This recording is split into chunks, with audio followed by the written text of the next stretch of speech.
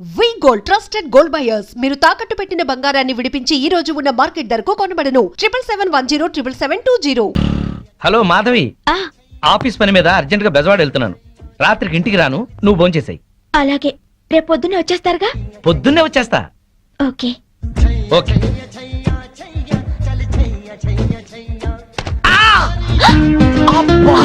అయ్యో సారీ అండి. చల్లగా పిడుగు పడ్డట్టుంది. సారీ సారీ, ఉండండి ఊతాను. ఏంటి ఊదేది? నువ్వు పడేసిన నలక బాటిల్. సారీ అండి, పైన బ్యాగ్ పెడుతున్నాను, బాటిల్ జారీ. వద్దు, ఎక్స్ప్లెనేషన్ వద్దు. నా రెటీనాకి ఏదైనా కావాలి, అప్పుడు చెప్తా మీ సంగతి. ఏం కాదండి, డోంట్ వరీ. మీరు ఎప్పుడైనా నేత్రదానం చేశారా? లేదండి. నా కంటికి ఏదైనా అవ్వాలి, మీ రెండు కళ్ళలో ఒకటి దానం చేయాల్సి వస్తుంది. మీ కన్నుకి నా కన్ను హామీ, ఏం భయం లేదు. అయితే సరే. హే సీను. ఎవరు? నువ్వా? ప్రియా, నువ్వా? ఏంటి అల్లరి? చిన్నప్పటి నుంచి నువ్వు మారలేదా? అమ్మా తల్లి, 15 ఏళ్ల తర్వాత నిన్ను చూసి పోయిన కన్ను తిరిగి వచ్చినట్టయింది. పొరపాటున ఎవడో మెంటల్ గార్డ్ మీద బాటిల్ పడేశానని భయపడ్డాను. ఏం చేస్తున్నావు ఇప్పుడు? బిజినెస్. పెళ్ళైందా? అయింది. నువ్వు పెద్ద చీట్వి. ఏ? చిన్నప్పుడు నాకేం చెప్పావు? అదే, మనము అమ్మ నాన్న ఆట ఆడుకునేటప్పుడు పెద్దయ్యాక నన్నే పెళ్లి చేసుకుంటానని చెప్పేవాడు కదా నువ్వు. అవన్నీ నీకు బానే గుర్తున్నాయి. అంటే మన స్వీట్ మెమరీస్ అన్ని మర్చిపోయావు అన్నమాట. అసలు నువ్వేం బాయ్ ఫ్రెండ్ రా బాబు. సరేలే గాని, నువ్వేం చేస్తున్నావు? ఎంబీఏ పూర్తయింది, ఇక్కడే జాబ్ చేస్తున్నాను. అమ్మని ఊరి నుంచి తీసుకురావడానికని వెళ్తున్నాను. ఓ, నువ్వు రాగానే తప్పకుండా మా ఇంటికి రావాలే. ఇది మా ఇంటి అడ్రస్. ఓకే.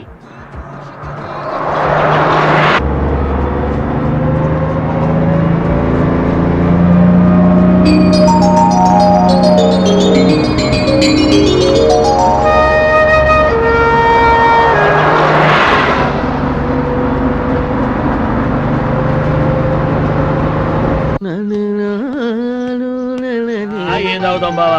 ఎప్పుడు అదే మెక్డవరు, అదే అరిస్టోక్రాటు, అదే జానీవాకరు, అదే బ్లాక్ లేబుల్. ఈ మందు కంపెనీ వాళ్ళలో క్రియేటివిటీ పోయింది బావా. ఏదన్నా కొత్త టేస్ట్ కొనుక్కోవాలి. డెటాల్ ట్రై చేయరాదు? అయ్యా నమస్కారం, పెద్దలు ఇద్దరు ఇక్కడే ఉన్నారు. ఏ పారాశాస్త్రి గారు వచ్చారు? ఎంక్వైరీ, మీ కాలనీలో శ్రీనివాస్ అనే కుర్రాడు ఉన్నాడటగా? ఈ శ్రీనివాస మాకు బాగా తెలుసు. ఇతనికి సంబంధం చూశాను. పెళ్లి కూతురు తండ్రి చండశాసనుడు.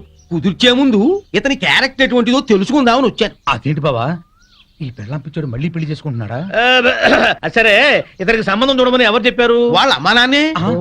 అమ్మా నాన్న అనాథరం చెప్పాడుగా మనకి. మీరేదో ఆలోచిస్తున్నట్టున్నారు. ఏమైనా లూప్ హోల్స్ ఉన్నాయా? నేను పెళ్లి కూతురు తరఫున సంబంధం చూస్తే నా కూతురికి చూసినట్టే. ఏవో 4 డబ్బులు వస్తున్నాయి కదా అని శాడిస్టు వెధవులకి, బుద్ధి లేని గాడిదలకి సంబంధాలు చెప్పకూడదు. ఆ పిల్ల ఉసురు మనకి తగులుతుంది. ఈ కుర్రాడు గురించి చెడుగా మాట్లాడితే నాలిక ఉడి కింద పడుద్ది. కోహినూరు వజ్రానికి కోటేసినట్టుగా ఉంటాడండి. ఐశ్వర్యరాయ్ చూస్తే అమాంతం కావలించుకుని ముద్దు పెట్టుకుంటుంది. మరి అయితే ఇంకే, మీరు తొందరగా వెళ్ళి వీళ్ళమ్మ నాన్నని వాళ్ళమ్మ నాన్నని తీసుకొస్తే వెంటనే పెళ్లి చేసేసేయచ్చు. అయితే క్షణం ఆలస్యం చేయను. శుభం. అశుభం. అశుభానికి ఎడచేయవాడరాయా. అశుభం.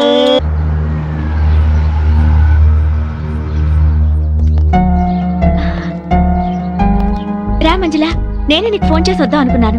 మా ఆయన ఆఫీస్ పని మీద ఊరెళ్ళారు. ఆఫీస్ పని మీద? అవును. ఏ? సారీ మాధవి, నీకో విషయం చెప్పాలి. ఏమిటది? మీ ఆయనకి మా వారితో ఎలాంటి పార్ట్నర్షిప్ లేదు. ఇన్ఫాక్ట్ మా కంపెనీలో క్లర్క్ గా పనిచేస్తూ పార్ట్నర్ అని అబద్ధం చెప్పాడు. ఈ విషయం తెలిసి ఈ రోజు ఆయన ఉద్యోగం నుంచి తీసేశారు. నువ్వేం బాధపడకు, మా ఆయనకి నచ్చజెప్పి మళ్ళీ ఉద్యోగం ఇచ్చేలా చేస్తాను. బట్ మీ ఆయన్ని కంట్రోల్లో పెట్టుకో. బాయ్.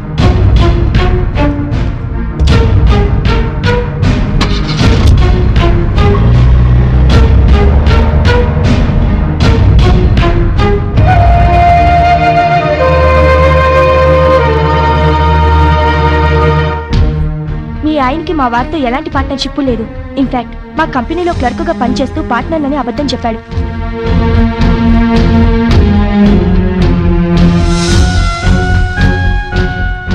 ఈరోజు ఆయన ఉద్యోగం నుంచి తీసేశారు.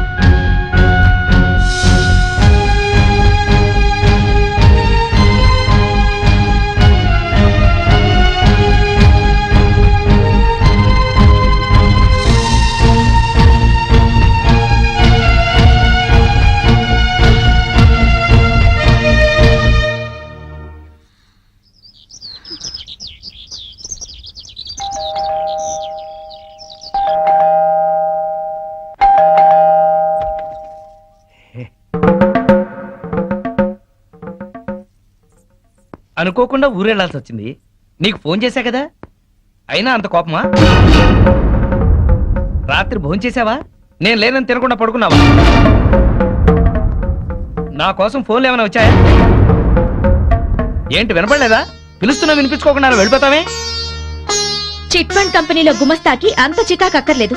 నీకేం తెలుసని మాట్లాడుతున్నావు? ఉద్యోగం ఊడిందని తెలిసి. అంటే మాధవి, నేను చెప్పేది విను. ఏంటి వినేది? ఎంతో ప్రేమగా నటించి ఎందుకలా మోసం చేశారు చెప్పండి. శ్రీనివాస్, శ్రీనివాస్, ఏవయ్యా శ్రీనివాస్, ఒకసారి బయటకు వస్తావా? మీ అమ్మా నాన్న వచ్చారు. ఓసారి బయటికి రావాయా?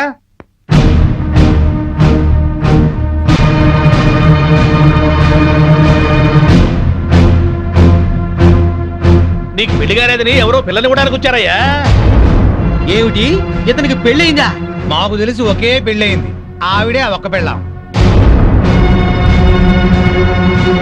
ఏమిటి మీ అమ్మా నాన్న కూడా తెలియకుండా చేసుకున్నావా ఈ అమ్మాయిని?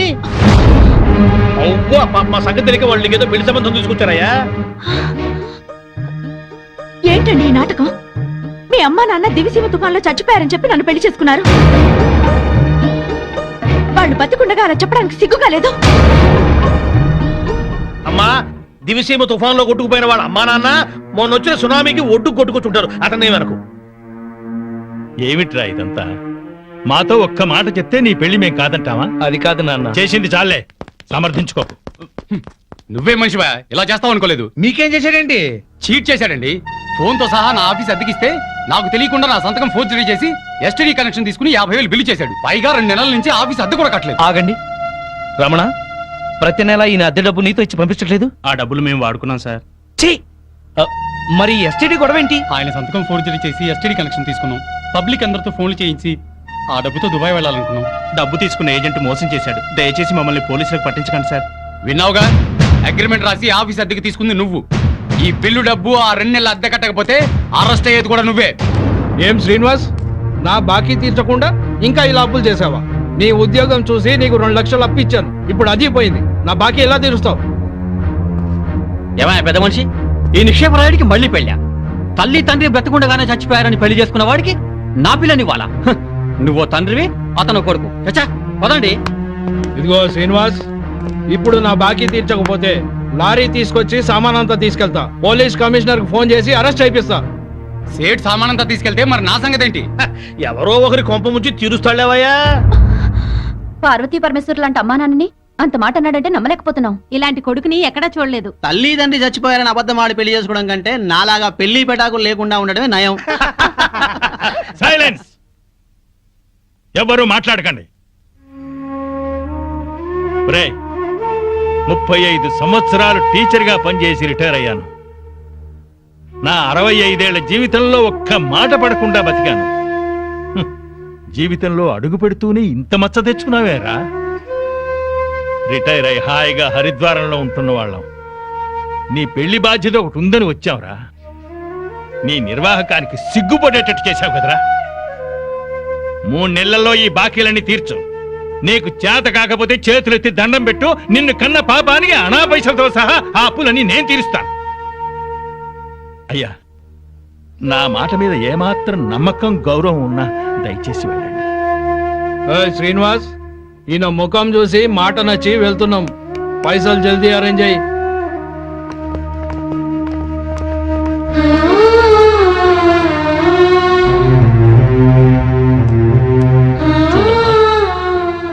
వీడి తెలివికి చదువుకి ఈ అప్పులు తీర్చడం అంత కష్టమైన పని కాదు. ఒరేయ్, చచ్చిపోయిన నీ తండ్రికి తద్దినం పెట్టకపోయినా పర్వాలేదు, చేసిన అప్పులు తీర్చరా. అప్పుడే ఆ తండ్రి ఆత్మకి శాంతి.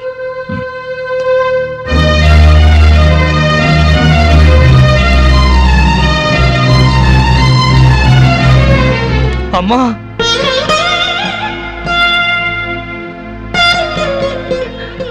చచ్చిపోయిన మీ అమ్మ ఎక్కడున్నా నువ్వు బాగుండాలని కోరుకుంటుంది బాబు.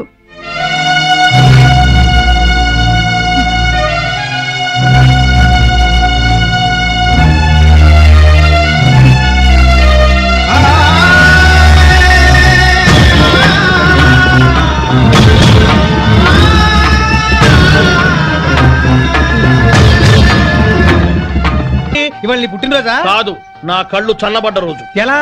ఎలాగంటే ఆ పెళ్ళాం పిచ్చోడు ఊరంతా అప్పులు చేసి చెప్ప చెంది తెచ్చాడుగా. అవునవును. ఇప్పటిదాకా వాడేదో పెద్ద ఆదర్శ భర్తని, మనం వాళ్ళగా ఉండట్లేదని మన పెళ్ళాలు మనల్ని ఆడిపోసుకున్నారు. ఇక నుంచి వాడు తిడతారు. ఇదిగో కుక్కతోక, రావయ్యా నువ్వు నేర్చుకుంటూ రండి. తీసుకోండి. Coming coming. తీసుకోండి. ఎందుకు స్వీట్? ఆ పెళ్ళాం పిచ్చాడు వీధిని పట్టాడుగా అందుకు. ఆయన జాబ్ పై బాధపడుతుంటే మీరు పండగ చేసుకుంటారా? సిగ్గులేదు. ఛీ! ఏం కూర్చోవరా కుక్కతోక? మా బాస్ రా అంటారా? 10 ఏళ్లుగా కుక్క తోక మీద పరిశోధన చేస్తున్న మహా మేధావైన ఏడుచావులేవో, ఆయన ఒక ఏడుచను, నువ్వు ఒక ఆయనిస్తూను. అసలు ఏంట్రా నీ పరిశోధన? 10 ఏళ్లుగా కుక్కతోక వంకర తెస్తానని 10 లక్షలు ఖర్చు పెట్టావు. మీ నాన్న అక్కడ మొత్తుకుంటున్నాడు. ఏంట్రా నీ రీసెర్చ్?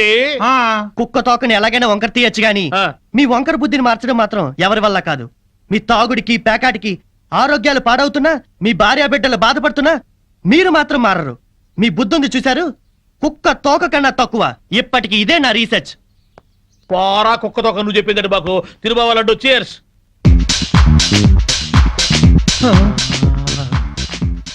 ఈ మెరుపు తీగ ఎవరు బావా? ఫ్యాషన్ టీవీలో పెట్ట మన కాలనీలోకి నడిచొస్తున్నట్టుంది కదూ. అవును.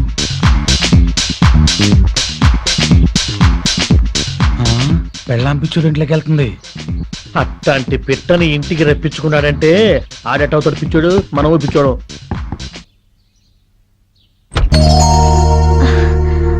శ్రీనివాస్ ఉన్నాడా అండి? మీరెవరు?